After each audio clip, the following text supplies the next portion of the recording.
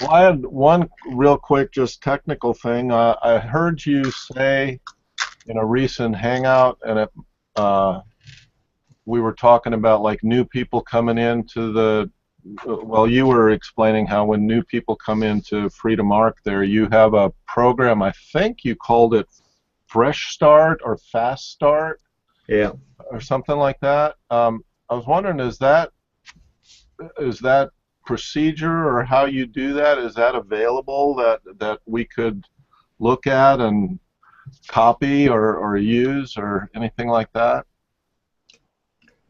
Um, Not at the moment. I mean, it's actually available.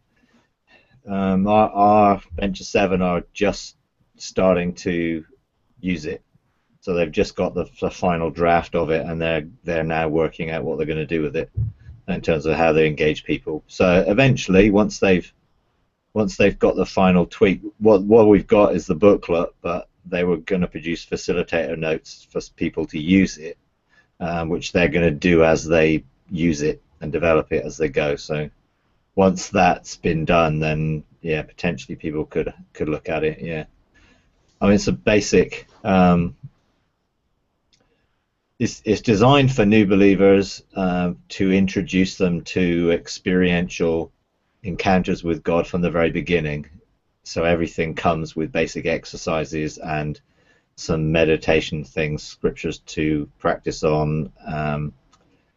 But it also would be suitable for anybody who's coming from another church or needs sort of deprogramming from usual ways of thinking about God and how to engage with Him.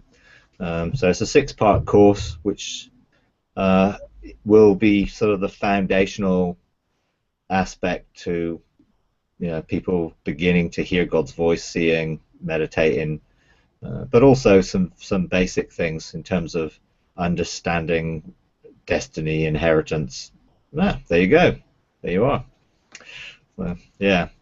So yeah, we would sort of potentially make it available once for, not just for individuals, but for ecclesias and people who are part of this process and want sort of some basic things they can begin to look at, because it is something. It's not everyone can jump into the engaging God manual level,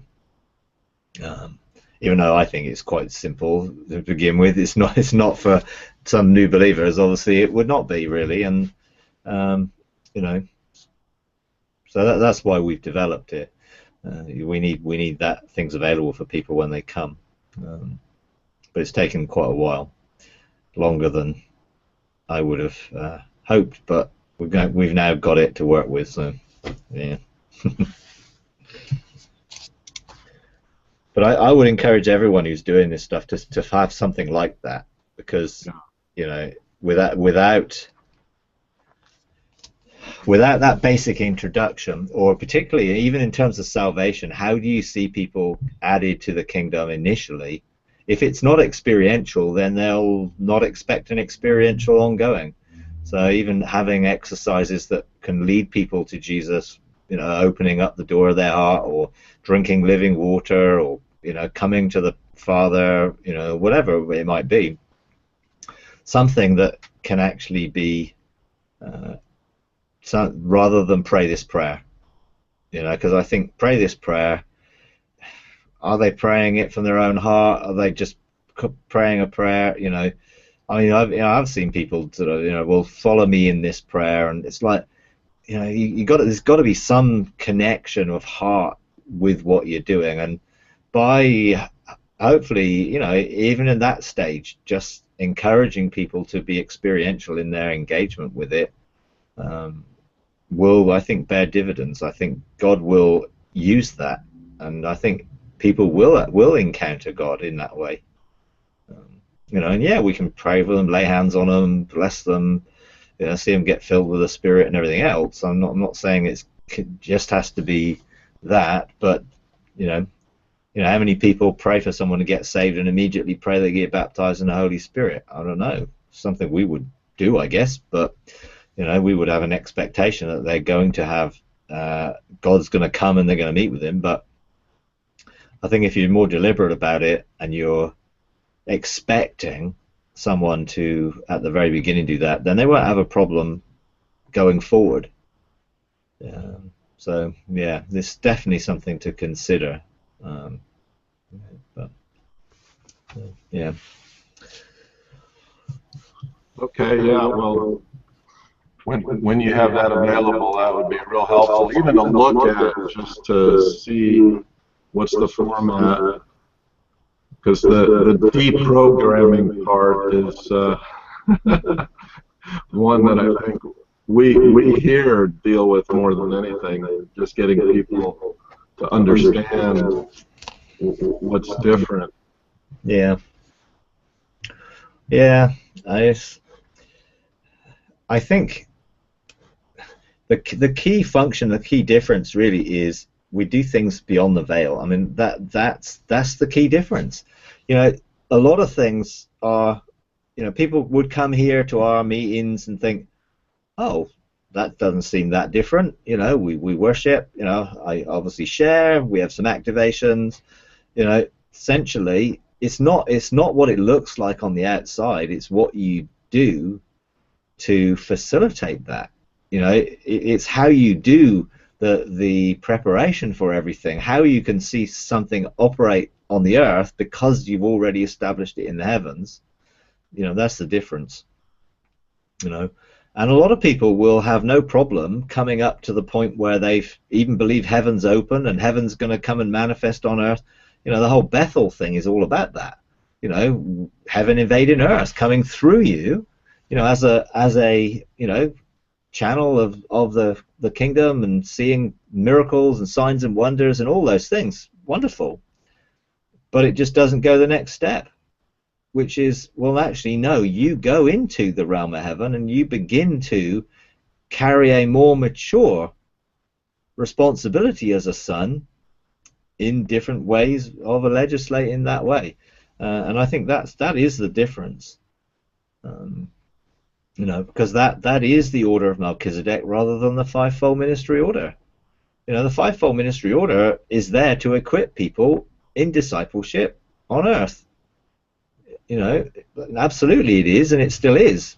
It was just never designed to rule and to do all the governmental stuff. It was all about equipping, but people took on, well, these are the leaders, these must be leaders because we're apostles or prophets or pastors or whatever else, you know.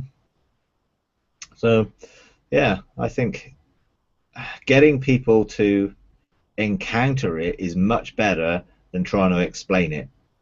And so I wouldn't even bother, to be honest, explaining things, because it's okay, well, let's experience this, you know, and have a set of exercises that you can use to experience it, whether it's Psalm 23, lying down in green pasture, or whether it's come boldly to the throne of grace, or, you know, come up here, whatever the scriptures are. Have scriptures that you know that you're confident in being able to engage people in, and then let them experience it. And if they struggle with the experience, well, I can't see anything, I can't feel anything, well, then help them by ministering to them. You know, whether they need their imaginations cleansed because of various things, or whether they've got a mindset that says, I can't, you can deal with that. But, you know, giving people more information won't really do it. They need to experience it. And so I think we just have to be more experiential in what we do, and let's then look at how that works or didn't work for people, rather than, you know, well, we're going to explain it first, then you'll be able to experience it. Well, we know that doesn't work. You know, that's just how we've always tried to do it. I'm going to give you the information and then you'll be able to do it. And there's a degree where there needs to be enough basic information to function, but it's better just, okay, let's go and do it. I mean, at that sort of level, I think later on, once you're doing it, then you know that you're going to use the revelation that you receive in any sort of teaching or anything else practically, because you're already in the journey and you know what you're doing. It's the initial steps, you know, because whenever we did, you know, new beginning stuff with people, we used to do foundation classes and things like that. it was all about giving people a whole load of information. And then you'd just expect them to go away and know what to do with it, you know, which it never worked. Only for those who were very left brain orientated, that would happy to go away and study stuff and figure it out. For most people, it was just like, oh well, file that away, you know, and most of them never really used it. Which is why you had so many people who would say, well, I have the knowledge in my head, I don't seem to have it in my heart. Well, because we never helped them get it in our hearts. Because we just expected if they went away and read it, then they would get it in their hearts. But it didn't work that way. It didn't work for me that way. So, but it's a change of, it is a change for us of how we engage, I think, people. They're just coming as they are. It's how we engage with them will set a new mindset for them or not. You know. So, yeah.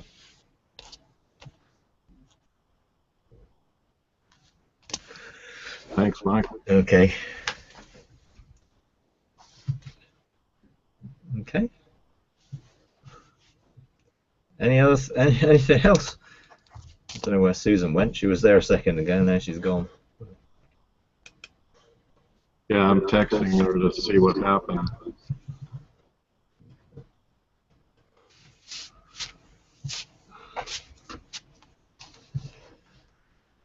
Right.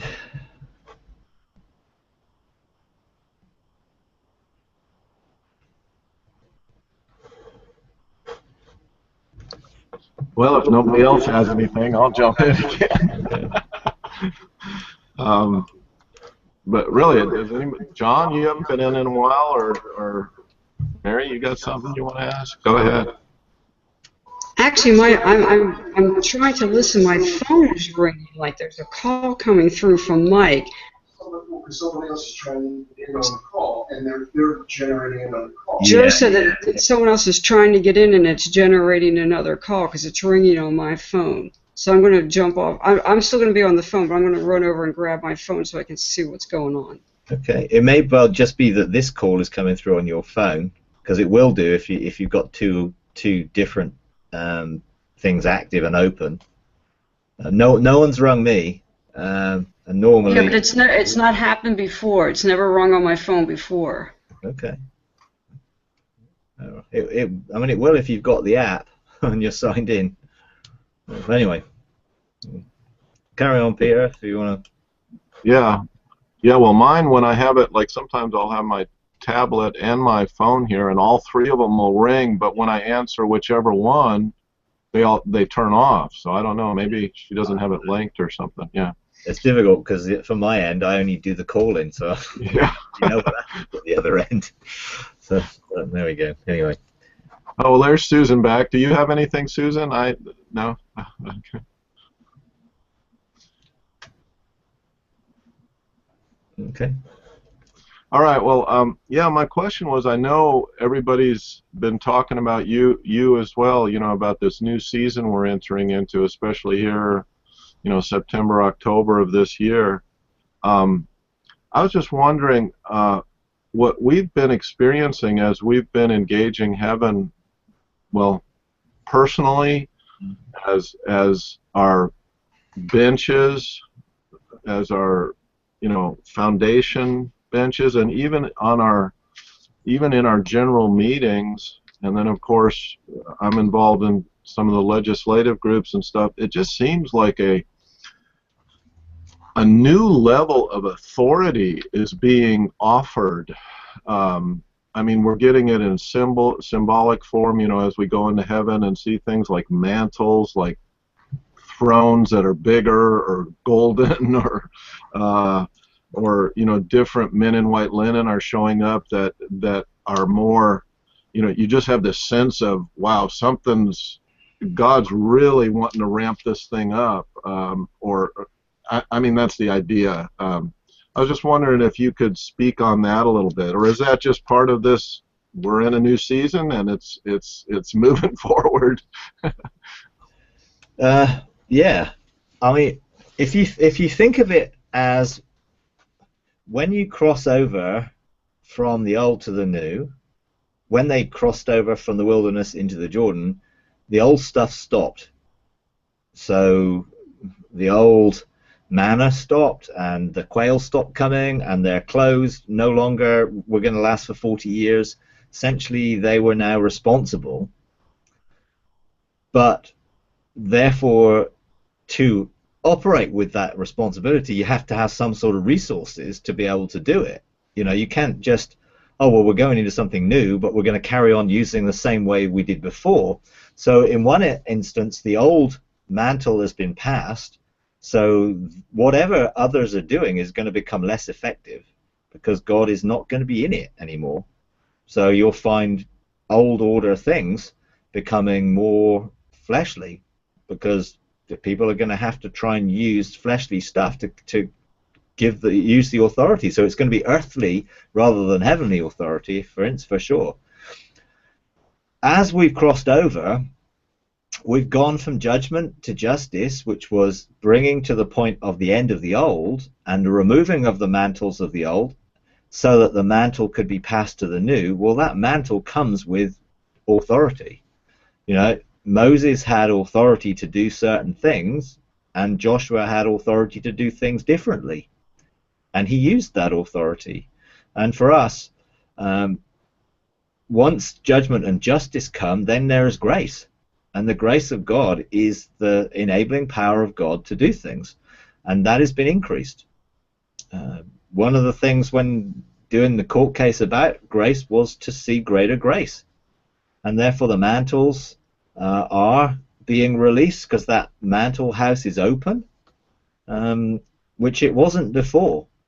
You know, that the shift has taken place, has shifted the heavens into alignment, and therefore we're going to see greater dimensions of that authority given.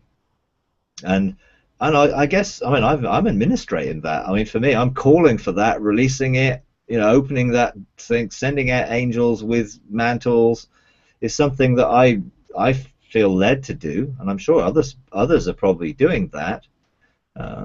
You're going to then, it's whether people are willing to take the responsibility and then begin using it, which is the key, because we're then responsible for what we've received to actually administrate it and use it correctly in the kingdom.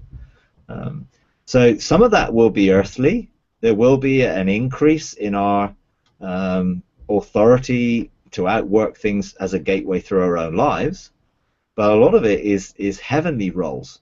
So it is the priest, king, legislator, oracle, scribe, chancellor, judge, magistrate, all those heavenly roles. They're also now people are now being called to occupy those positions. And so that authority has been given. And yeah, God will always release a whole sort of call to that, and pictures and visions and perception of it will take place. There's other things coming. You know, once grace has been received, then comes mercy. You know, and then I believe we're going to see an explosion of mercy. Now, what that looks like will be very different from what people might think mercy will look like, but it's coming, and there's going to be an increase in how people are engaged. And again, we're supposed to administrate it. So where is mercy going to be released? You know, in the weapons house, which is the next one following the mantle house. You know, some people think of weapons as being, you know, well, swords and things like that, and there is a dimension to it but there are love bombs in there. I mean, there's things that are going to explode on the earth once we start to use them and release them, but we need the mandates to where to do it. And again, that's going to come if we take up the authority, to use the authority correctly, because we've got to be so careful that we don't do it in an old way, you know. And that's sort of what is always, you know, to be on guard about. You know, are we doing this in how we would have done it last year? If we are, did God tell us to do it that way? Or are we just making an assumption that, well, this worked before, we'll try this again? Or have we got a specific mandate of how and a strategy of how to release things? Which is why we have to go and get those things. You know, we can no longer now say, God, will you please do this for us? Because we're crossed over into now we've got to do it. You know, Moses parted the Red Sea, Joshua didn't. They had to step into it. And once they stepped into it, with the presence of God, the ark, it parted. You know, previously, you know, Moses did things. Now they all had to do it. So they were now responsible for outworking their authority themselves. And when they didn't listen to God and did it their own way, they didn't succeed. You know, and there's pictures and illustrations in that. That when they took things for themselves, because they were told to take no spoil for themselves. Now you could take that in all sorts of ways in the New Order. People seeking responsibility for validation of their own lives, using authority for their own purposes, immaturity in it. You know, what was the result? Well, you know, the sin of Achan was he took things that belonged to God for himself. So trading negatively in taking the glory for himself. You know, now we've got to be so careful that people are not just keen to get involved without having some level of, hey, I'm a living sacrifice and I'm in a process of transformation. Because a lot of people jump on the bandwagon of, hey, I can go into heavens and I've got a mountain and I've got a throne, but I've got to go through the process of going through the cross and engaging in transformation as a living sacrifice. And if I'm not willing to do that, then actually I'm going to have very limited authority to use. You know? And that is something that we all have to be aware of, you know, that we're all in a process of transformation. And anyone who says they're not, you know, is just deceived, basically. You know, because we all are. You know, are we all fully like Jesus right now? No. So therefore, there's got to be some change to take place so that we can be who we're destined to be. You know, and generally, people who are not secure with that won't be open and honest about their journey and process. They'll be all sorted. And you know, I come across people like that. You know, you suddenly start talking about certain things. It's well, it's all done in the cross, so I don't need to bother about it. Or, well, no, I've done all the inner healing stuff I need to do, and I'm fine now. You know, and people's lack of openness and honesty and transparency is an indication that they really haven't. And the only reason they're hiding what they're going through is fear. So we need to encourage people to embrace the new level of authority, but to see that with every increase, there's responsibility for us to mature, to be walking out the holiness that we are in righteousness, you know, and that does mean change and transformation, and it's okay, you know. God is not going to say you can't do this until you're perfect, but he does want to know that our hearts are desiring to be transformed, and we're in that process that we are always going to ask God, is there anything in the way of me serving you today? If there is, please show me and please remove it. There's a difference between being reactive to any situation. In other words, God has to put the squeeze on for us to get things come to the surface, or we open up our heart and say, you prepare me. You know, I'm presenting myself. You do the work in preparing me, but I'm presenting. Here's the raw material for you to do whatever you need. And that should be a joyous process. You know, I think a lot of people avoid it because they don't think it's going to be a joyous process. But every time I change and get rid of some rubbish and get some truth, that is joy. You know, the problem is people associate it with how they feel about themselves. So if they have to own something negative, then they feel bad about themselves because they don't have a correct image of how God sees them. I know God loves me irrespective of anything that I still need to be changed in. So I'm free to receive that change because it affects my relationship with him not at all. He loves me because he loves me and I love him.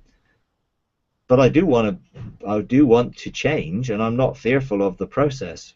So again, there's more to it than just accepting levels of authority.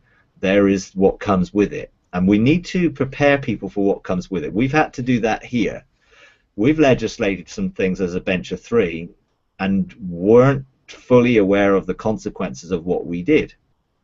And then we found lots of people were falling apart. And it was like, okay, what's going on? Oh, we did this. And we called forth people's destiny to a new level. And we do things like that. We did it. And then several people were like, all of a sudden, completely insecure and all sorts of stuff going on. And it's just like, okay, there's a link here. How do we therefore warn people of things we're doing? So we decided the next time we do anything like that, we will tell the group of people that we're going to do it with, hey, be open. If things come to the surface, that it's okay. That's part of the process, that you're going to come into something new because some old stuff is going to go. So we do have to be careful of some of the things we do. And, we've learned that the hard way, in a sense. But it's okay. We've learned that lesson. Now we'll be sort of more strategic in how we do some heavenly things to make sure people are prepared and not taken by surprise as much as we can. And then when it happens, people can respond correctly to it. Oh, yeah, great. This is God just taking me to another level because he wants me to be unshackled from those things that are holding me down. And we can embrace that and grow and mature through it. But definitely new levels of authority, and new roles. Those new mantles are new roles. Some people are going to be given roles to operate in the courts if they've been faithful to operate on their mountain.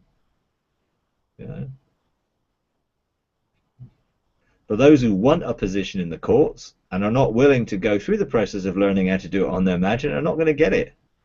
And if they start operate or try and operate in it without being invested with it, then it's just words. We have to have a personal testimony of it for it to be effective in our lives. Which is why you can't just take someone else's teaching without having experienced it yourself. But it's good. It's good that you're beginning to encounter it and see it, and it's just ask for a strategy for how you release it. That would be that. Very good. Thank you, Mike. That was good. Hey, Mike, over there in the UK and in Europe, is there as much emphasis on end times eschatology that we seem to get bombarded with over here? I mean, we just had somebody recently who declared that yesterday the whole world, everything was going to implode. And, of course, my reaction to Jill was Tuesday night, let's go out and get ice cream. This is going to be our last chance. But that, to me, I see that correlates into the lives of so many people I know that what they are looking for is the great escape. And I know the Lord is coming back again, and Scripture says that we're to be cognizant of that and to look for it. But I sense more that it is we are looking for the escape. We are hoping at any moment He's going to show up. We're going to be out of here, and we don't care what happens. So I was wondering, do you face that same thing over there? And if so, how do you work with people to get them to realize, it just might not happen that way, but even if it did, Even if he does come today or tomorrow, what do you do today to bring the kingdom of God here? How do you handle the responsibility if you've only got 24 hours left?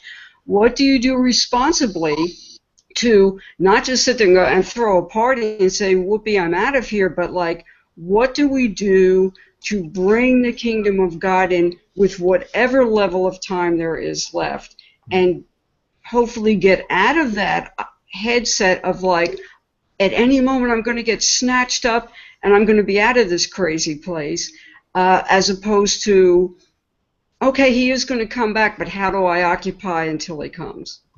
Yeah. We don't have such a. By the way, I apologize for exporting that rubbish to you in the first place, because it did come through us.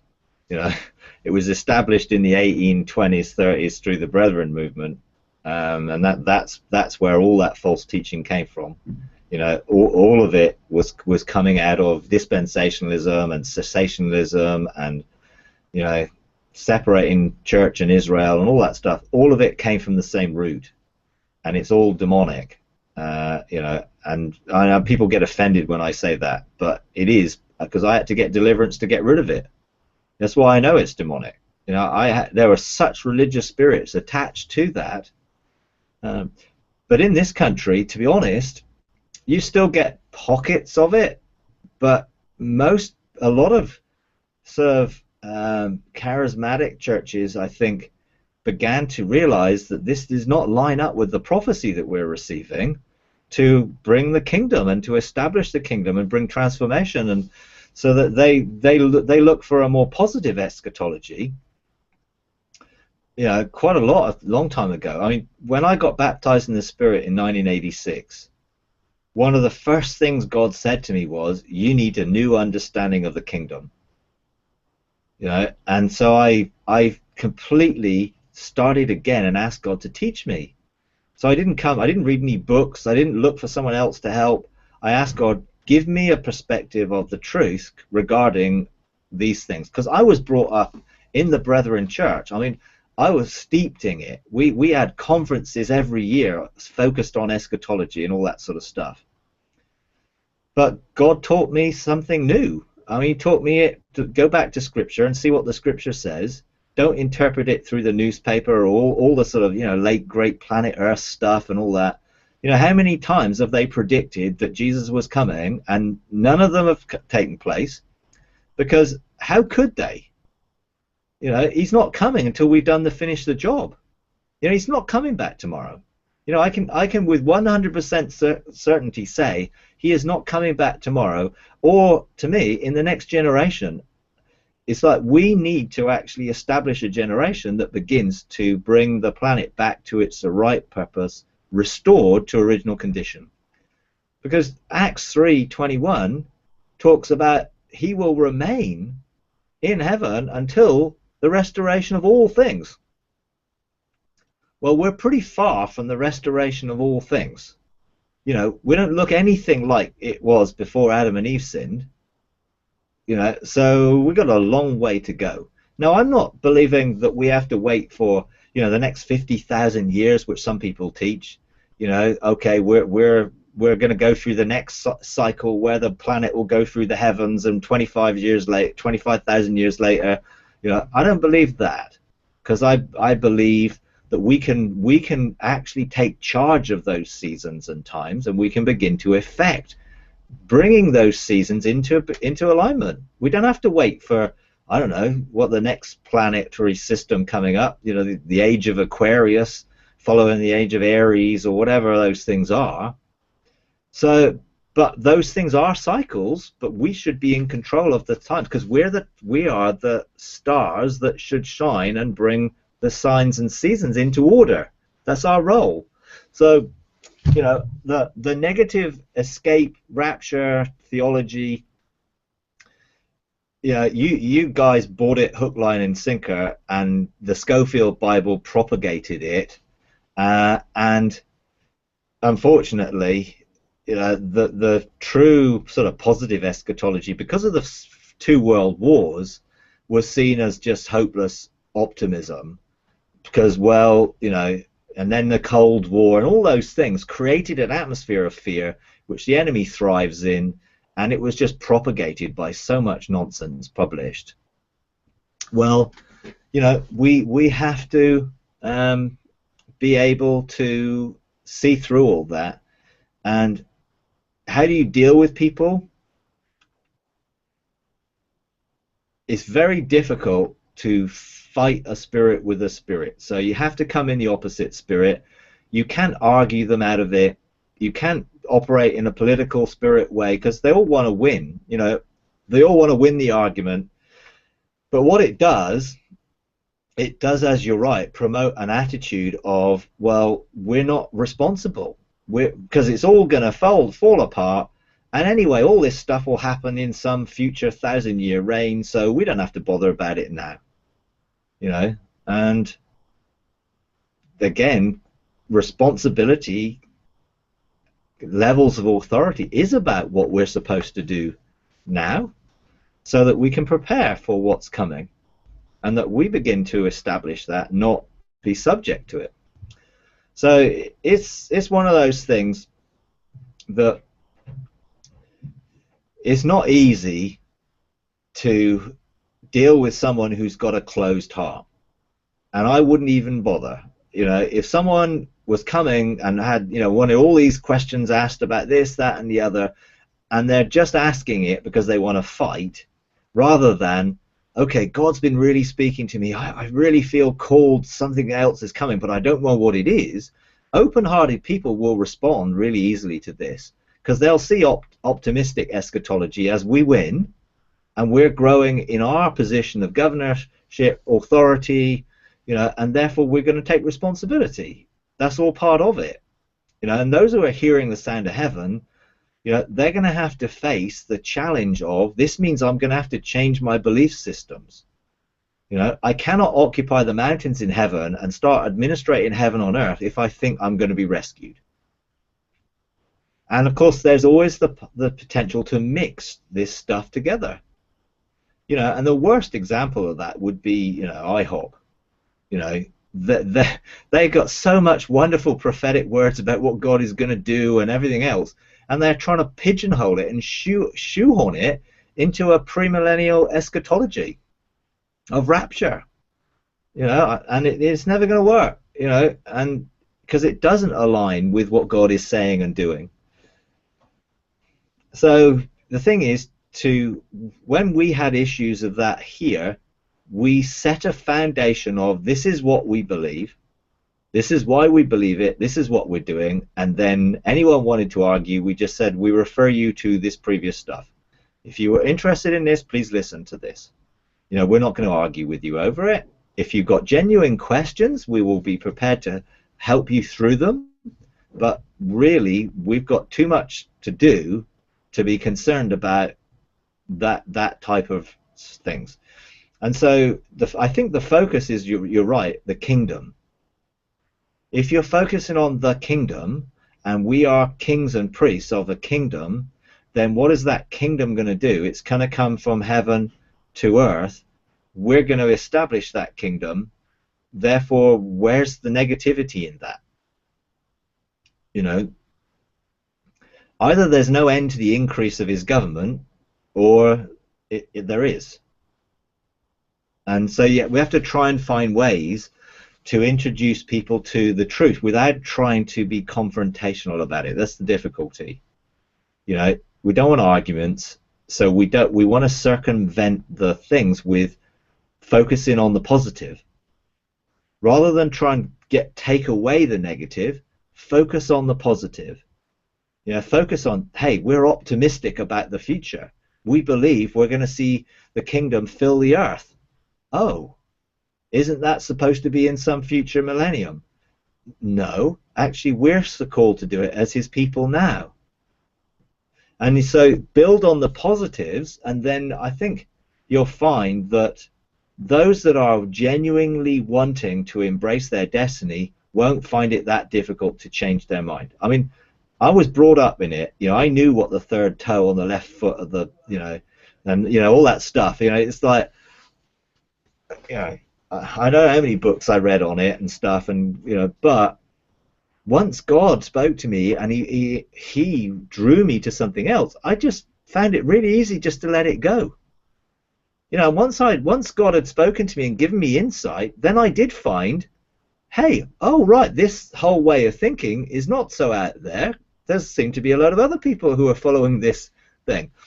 And I think one of the key ways of helping people is to use Jesus's teaching on Matthew 24 and Luke, 21, that 21 to 23 for in Matthew, to see that all that stuff Jesus prophesied for that generation. Because the biggest confusion is trying to be a futurist, that all the stuff is prophesied about the future. So everything about the last days, we're all talking about the last days of the old covenant system, which were the birth pangs of the new covenant system. That's what it was about. And so if we can focus on that, I think that's a good starting point. We are historicist in that we believe that the prophecy that Jesus gave has already taken place. So we're now in a new covenant. We're not in the old one.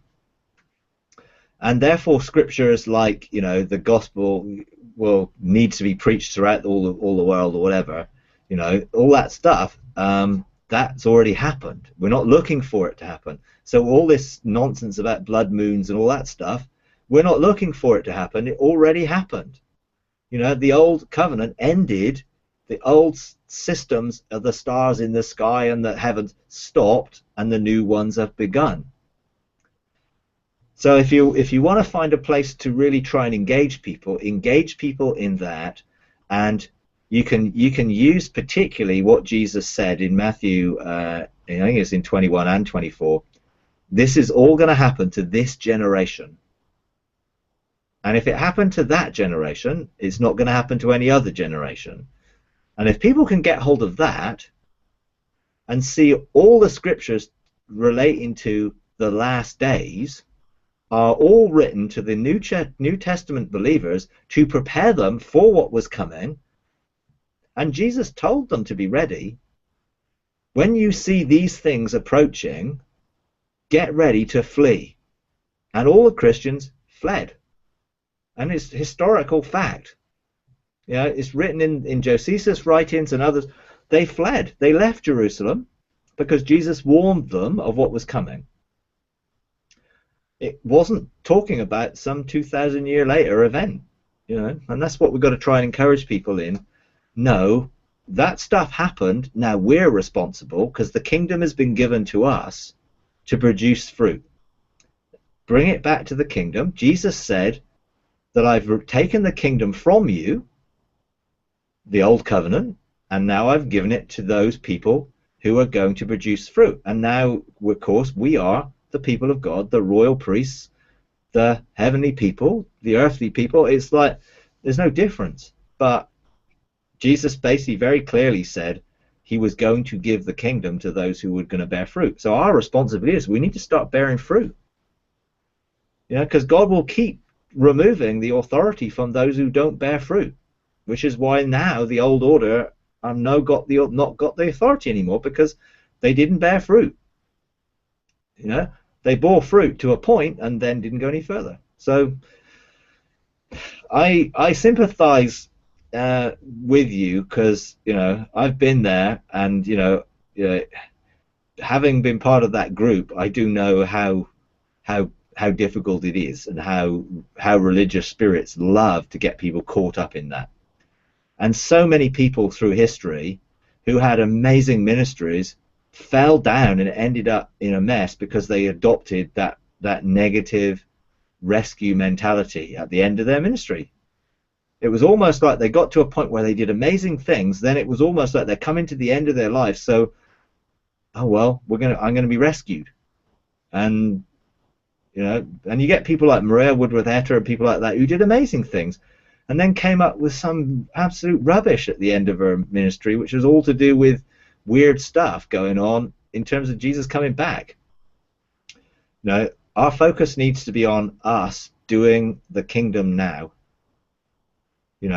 And And the way I get around it with people who have a different eschatology is I basically would say to people, I'm willing to engage with anybody, regardless of what you believe on eschatology, if you're willing to engage God every day and do what he says. So if you're willing to go in heaven, get a mandate for today, and do what he says, then you can believe whatever you want to believe about the future, but it will pan out because you'll be doing what God says. You know, but when it comes to, obviously, I mean, you know this from previous things, when people have such a different view of where things are heading, obviously it will make a huge difference if you think you're heading in a different direction to what you do when you get there, isn't it? So there's a sense that I would help people and encourage people to hear God, but at some stage they're going to have to say, actually, we're going to see the kingdom fill the earth. We are going to see the rest, and I'm responsible for that. So I'm going to forget all that negativity stuff and embrace the positive aspects of the truth. You know, yeah. But we don't get an awful lot of that over in the UK. You know, people can have different views and they're not shot down.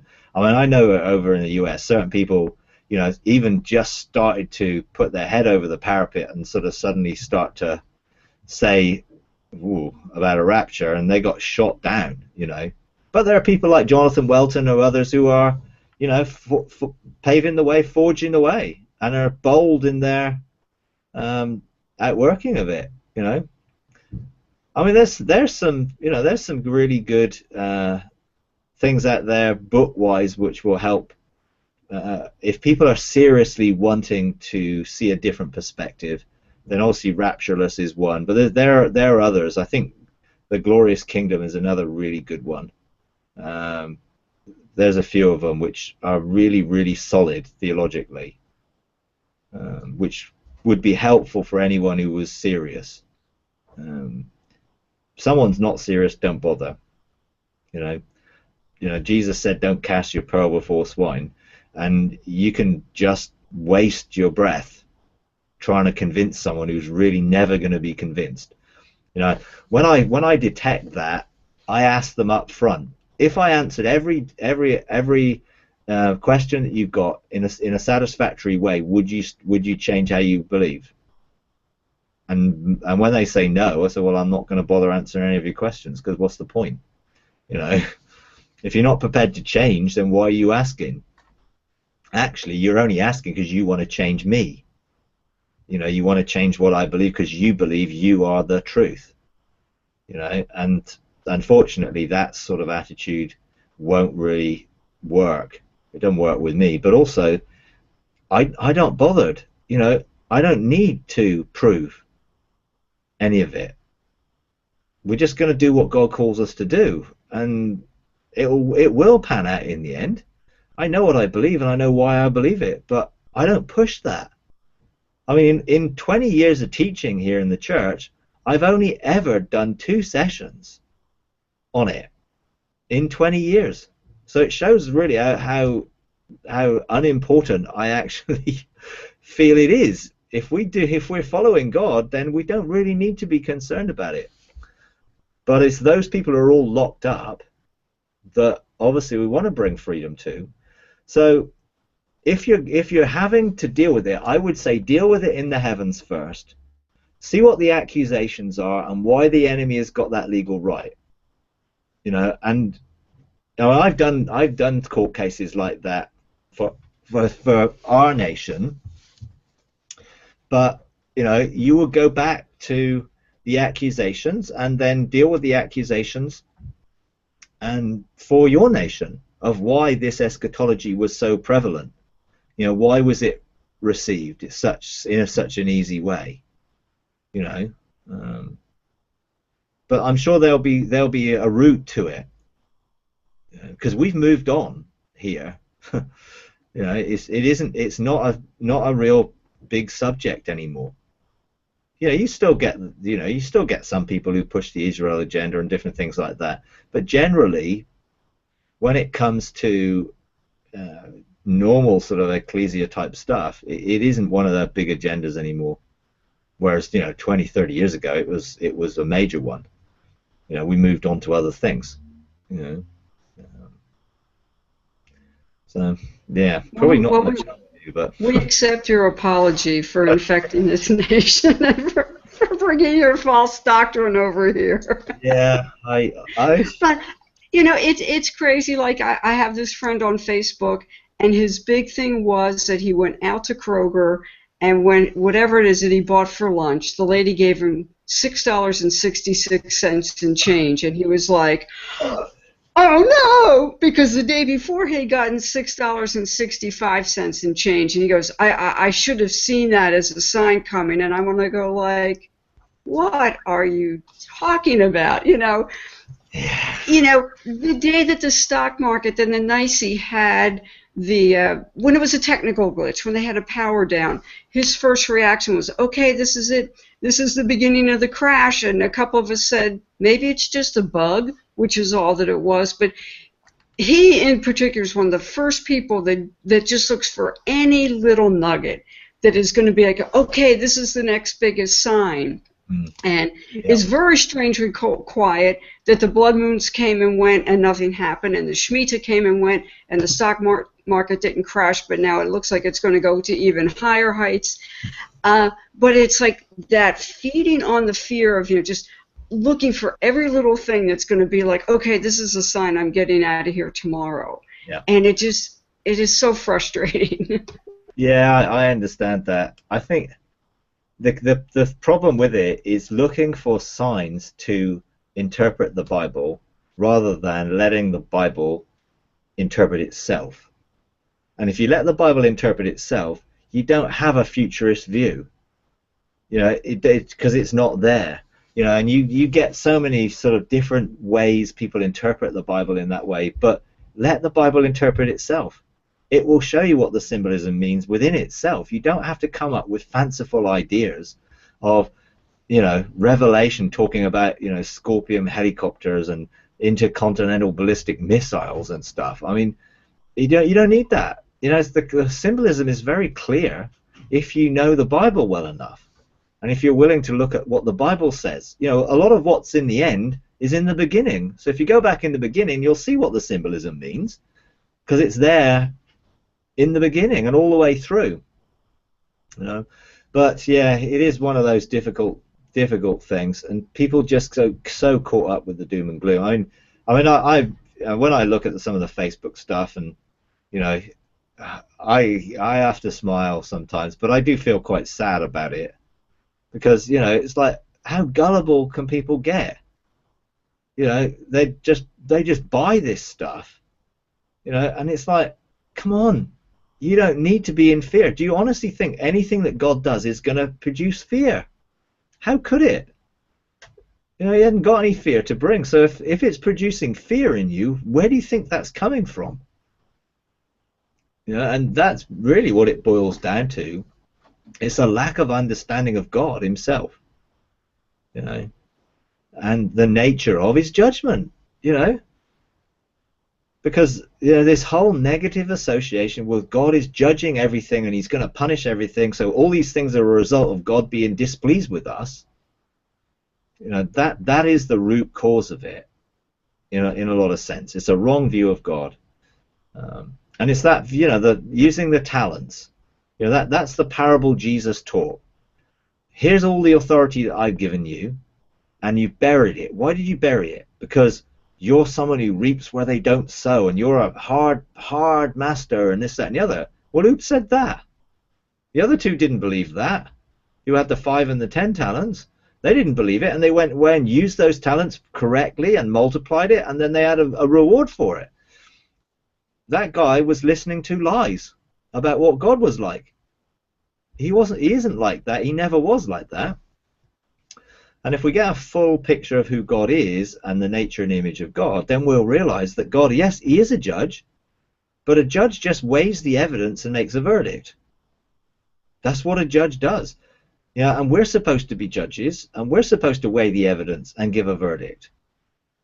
But we're not supposed to punish people as a result of the verdict. We're supposed to bring blessing.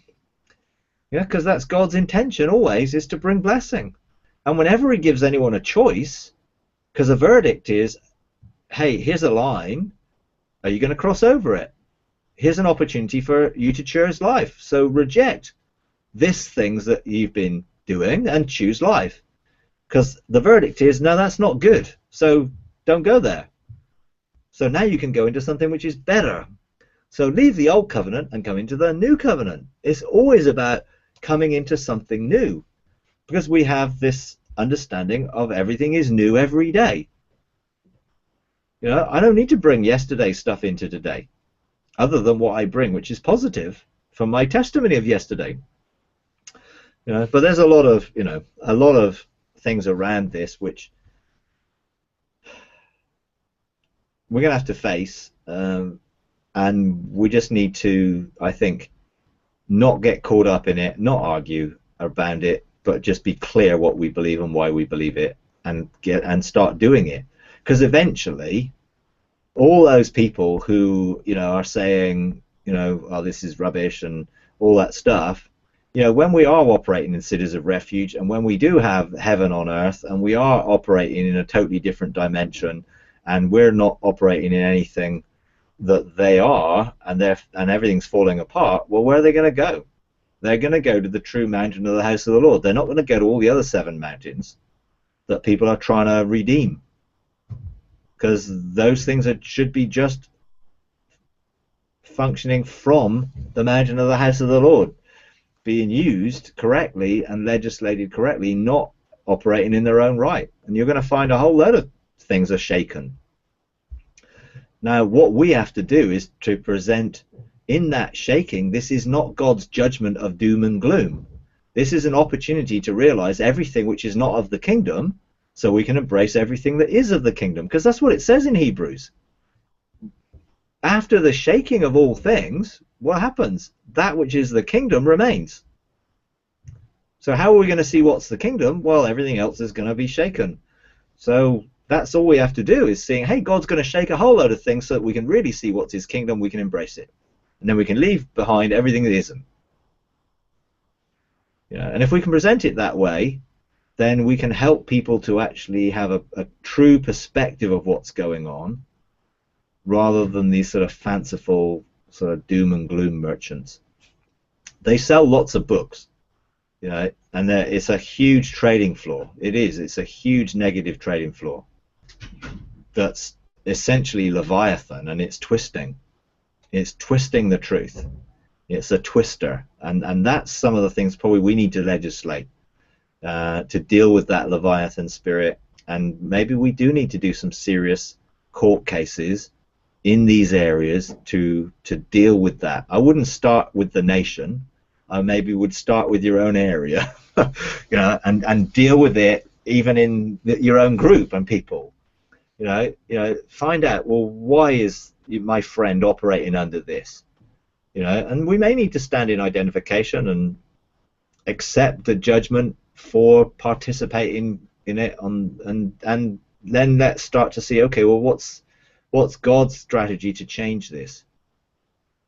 You know, because I don't know what it is. You know, it's not something I've particularly legislated into specifically, but I can see where the legislation can be brought and how we can potentially deal with those areas and all the other areas that will come up.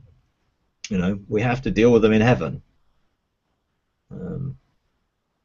But the enemy's a legalist, so he'll operate where there's a legal right, and if we've given him one, then he'll certainly use it, which he obviously is. So, yeah, that's interesting, because there may be a lot of things like that which we probably need to deal with from a legislative court process. I'll give some thought to that.